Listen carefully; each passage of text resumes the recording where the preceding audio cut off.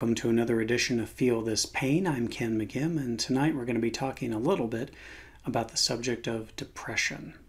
Now, depression is just a subcategory of mental health issues, which is a very broad category in and of itself, and there's no way I can cover it all. So I just want to briefly name some of the more common forms of depression that we're familiar with, and then relate to what depression feels like for me, because I've been battling it for a long time.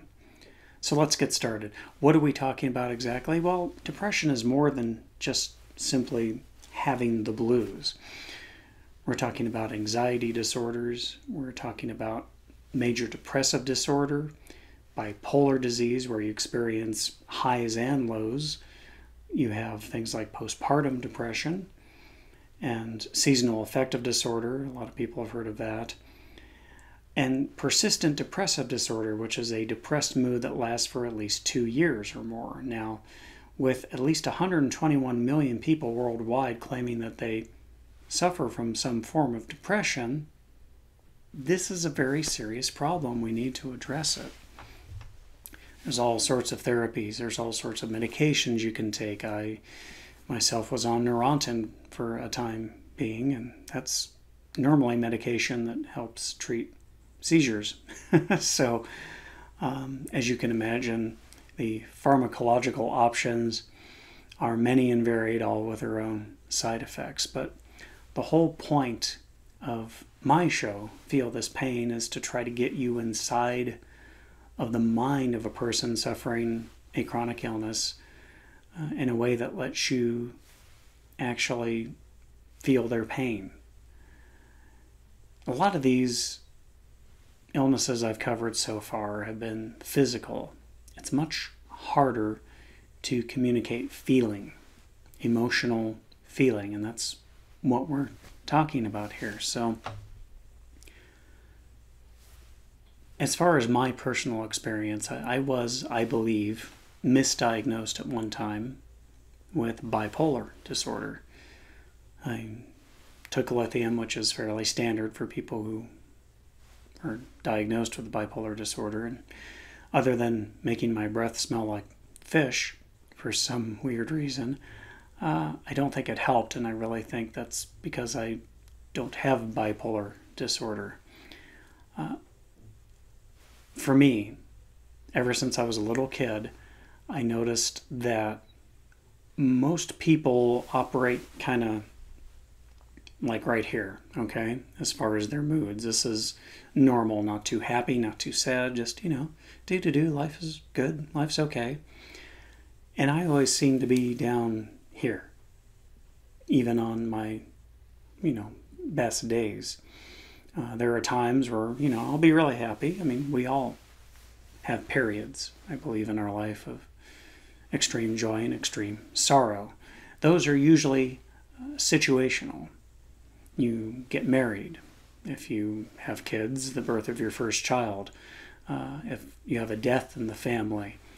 All these are highs and lows brought on by situations that occur in your life. For real depression, and I use the word real very carefully, I guess, because all depression, I believe, is real. You are experiencing these emotions, and we can't deny those emotions exist or that these feelings are affecting you when you suffer from any kind of mental illness. It's the feeling, for me, of absolute helplessness, of hopelessness, that the world is kind of crushing down on top of you, almost a physical sensation. But it's not an anxiety attack. For me, anxiety or panic attacks are fairly quick. They hit out of nowhere, they come, they leave me, oh my God, the world is ending, right? But that, for me, passes fairly quickly. This feeling that I get is just this overwhelming sadness, of despair that absolutely nothing is right and nothing is ever going to be right. And there's nothing I can do. And the worst part about it, for me, is that it hits when there's no reason for it. When I am depressed because of something happening to me in my life, whether it has to do with a job or health or whatever, I get that. I mentally, intellectually process that and realize that, okay, this sucks, but it's going to pass. Things will change. Something new will come along. Something else will happen, and life goes on.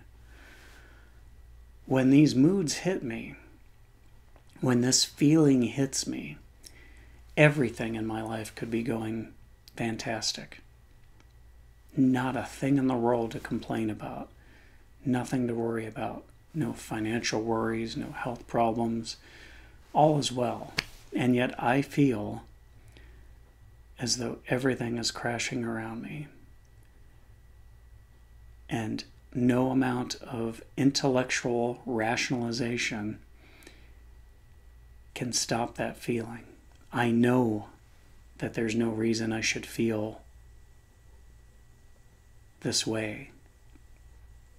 And knowing that makes no difference. For me, when this hits me,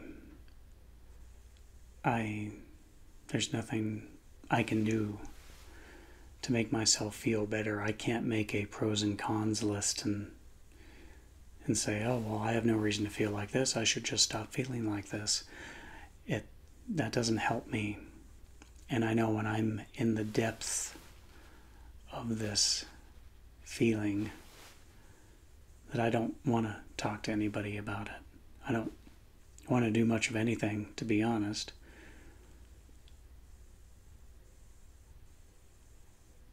And everyone's different. For me, all I can do is endure it and wait it out. As painful and as horrible as it is. I sleep. I sleep. Because that's a safe place for me, sleeping. At least most of the time.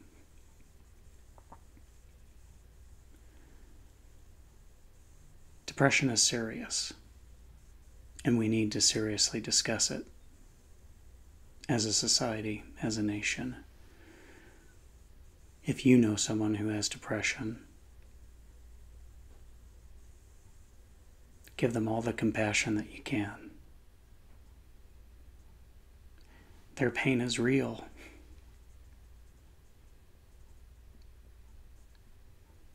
Every bit as real as a broken limb.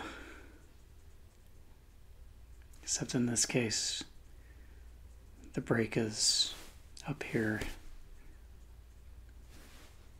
and here.